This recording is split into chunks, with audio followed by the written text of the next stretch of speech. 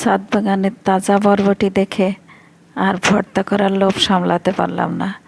চলে গেলাম ছুরি কাঁচি নিয়ে বরবটি তুলতে। সারা ছাদে দুই একটা গাছে অনেক বরবটি ধরেছে। এর চারিদিক ঘুরে ঘুরে বরবটিগুলো সংগ্রহ করলাম। নিচে এনে সুন্দর করে সাইজ করে হালকা জলে একটু ভাপ দিতে হবে, আর গুছিয়ে নিতে হবে।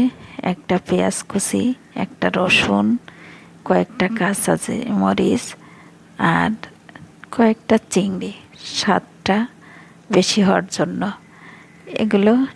আর পুরো কাজটা আমি সরিষার তেলে করেছি। সরিষার তেলে করবেন, ভর্তার সাধারণত সরিষার তেলেই ভালো হয়। হালকা নেড়ে চেড়ে নিয়ে এবার ভাপ দেওয়া বরবটিগুলো এর সঙ্গে মিশিয়ে দেব।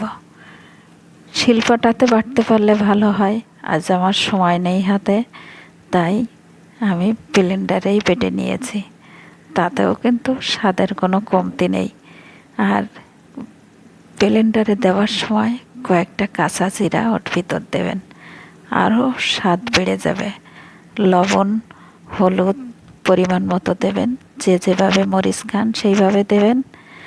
আমার ভিডিওটি ভালো লাগলে সাবস্ক্রাইব করতে ভুলবেন না। আর এরকম ভিডিও এবং রেসিপি পেতে আমার চ্যানেলের পাশে থাকবেন। সুন্দর সুন্দর রেসিপি জানাবো।